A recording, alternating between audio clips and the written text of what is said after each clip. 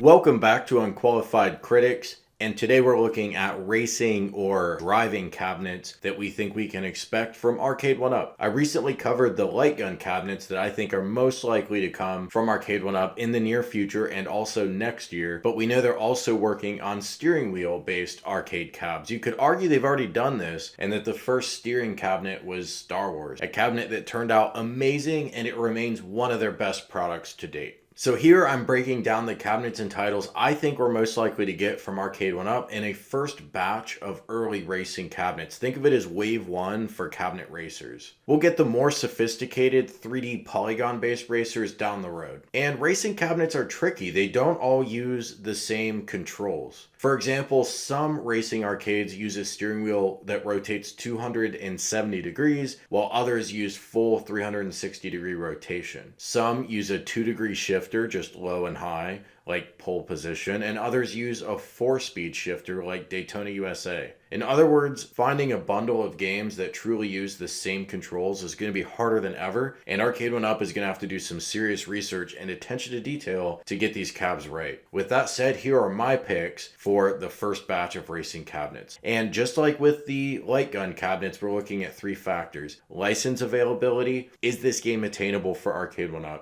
to sell? Name recognition. Will some boomer who runs purchasing at Walmart recognize this game or otherwise want to sell it? And I don't mean boomer pejoratively either, but a lot of times the people who are working in purchasing for retail are not the biggest arcade game enthusiasts. And lastly, bundle. Are there a few games that can be bundled together into a single cabinet that makes sense? Now, I'm sticking with 2D games only right now because I think the 3D games are further out in Arcade1up's roadmap based on previous statements from the company. First up, Outrun by Sega. This game is iconic. It has branching paths and is very challenging, making it very well suited to replayability. Unfortunately, it is single player, so there'd be no online play or linked cabinet mode here, which are things I'd love to get from racing cabinets in general. But the sit-down version of Outrun looks awesome. I've never had the chance to play a live cabinet in person, but who among us has missed playing this in Shenmue? Outrun is an awesome game, and what more could you want? For licensing, this part is straightforward. Arcade1up and Sega have an existing relationship, and Sega is not shy for pushing the Outrun name around. They've ported this game to Nintendo Switch as recently as 2019. Although, side note, Outrun was criminally absent from the Sega Genesis Mini. If you own one of those, use Project Lunar and get Outrun on your Genesis Mini ASAP.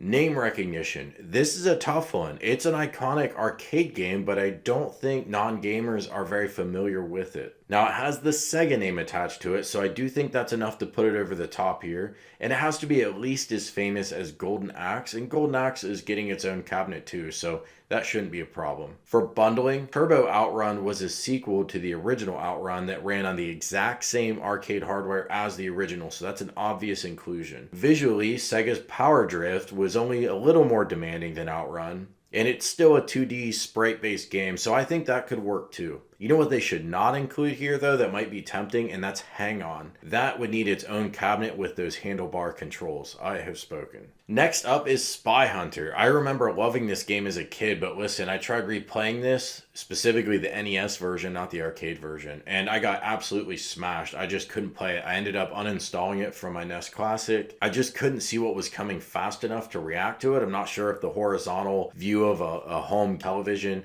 is what ruined this, or just I'm trash at the game itself. It's possible it's both, but there's no denying Spy Hunter is an iconic arcade driving game. There's even a pinball table spin-off. How cool would it be if Arcade1up eventually released the pinball Spy Hunter and the Spy Hunter cabinet itself? Also, fun fact, this game was originally developed for the James Bond license, but obviously that fell through, but the resulting game was no less impressive for it. Spy Hunter is owned by Midway, so the licensing is alive and well, as evidenced by the endless ports and re-releases. For name recognition, I think of the earlier driving cabinets. Spy Hunter is one of the best known, and it sold very well in its day. For bundling, there is Spy Hunter 2. I've never played it, but my understanding is people pretty much hate it. And despite it being the sequel to one of the biggest arcade games ever, it just itself has no name recognition. The other Midway driving cabs I can find from this era are joystick based. Rally X, Bump and Jump. So I'm not really sure what, if anything, you could credibly bundle with Spy Hunter. that's from Midway. If you guys have any ideas, let me know in the comments. Next is Pole Position, one of the most popular arcade racers of all time and genuinely an OG racing cabinet. It's single player again, making it very simple to build and even simpler to emulate. This is a game a lot of arcade enthusiasts would want in their collection. There have been a lot of requests from the community for Pole Position 2. It seems like a very natural offer. It's published by Namco and Atari, companies that Arcade1up maintains relationships with, so licensing shouldn't be a problem. Now there is a wrinkle here on the name recognition front. I think Pole Position is a very famous racing game, but I could be wrong. John D from Arcade1up before has been questioned about Pole Position in an interview, and he said it would be a tough game to sell. Now he also made similar comments about NBA Jam, but he was joking there, so I'm not really actually sure if he's joking around about Pole Position and they actually plan to do it, or if he means it and this is a game they think would be tough to sell. But take that for what it's worth. Now, along with Outrun and Spy Hunter, Pole Position is, I think, one of the most famous 2D racers of all time. You could point to all the re-releases and ports that go with it as evidence for that, to try to get this in front of a retailer. Now, there was a direct sequel in Pole Position 2, so I think bundling 1 and 2 here probably makes sense. So in short, those are the 3 cabinets that I think are likely or most likely to launch from Arcade1up before we get into the era of 3D polygon games. But I want to add one more, and this is my dark horse candidate, and that's Super Off-Road. For years, people have debated if video games can be art, but you know what I think is art? A dead simple game made with all the limitations in the world that looks like a 13-year-old made this thing in his mom's basement, yet it remains completely addictive to play 30 years later. My local bar arcade has one of these. It remains a crowded arcade cabinet, and when I'm there with the guys, we hit this game every single time. Reason why I say it's a dark horse candidate, it involves 3 steering wheels and 3 pedals, and you're gonna need just a pretty wide cabinet with a fairly large monitor to make this happen. Now the full title of this game is Ivan Stewart's Iron Man Super Off-Road. A little bit of a mouthful. Never looked into who Ivan Stewart was until doing research for this video, but Jesus Christ, this man is a machine. Take a look at this guy's professional record, nothing but dubs.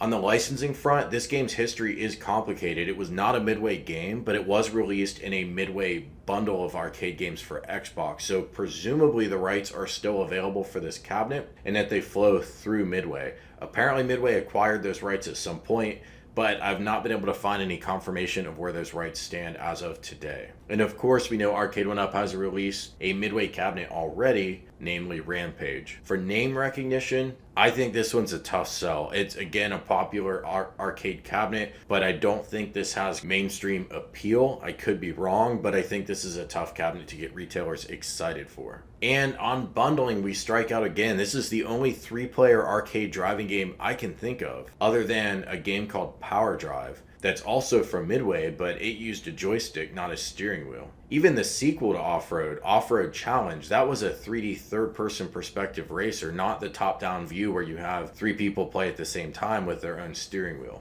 So you really couldn't bundle this with anything. It'd be a standalone cabinet. It'd have to be pretty large, and you're gonna have to build a lot of hardware, namely 3 steering wheels, to make this work. And of course, what do we really want for racing cabinets? You already know the list. Games like Daytona USA, Sega GT, San Francisco Rush, and the list goes on and on. The 90s were the real golden age for steering wheel based arcade cabinets, but that's a list for another day. For now, I believe we can expect the simpler 2D arcade driving games from Arcade1up and get the fancier stuff later down the road when the cost of manufacturing these parts goes down and we can get more sophisticated PCBs in the Arcade1up for the same price. Those are my predictions, but I want to hear from you guys what your picks are. Let me know in the comments below which cabinets you want to see. We know Arcade1up is very receptive to community feedback because that's their way of testing the market for what will sell. So let us know below what you think would be a hot cabinet to get, and I'll talk to you guys again real soon.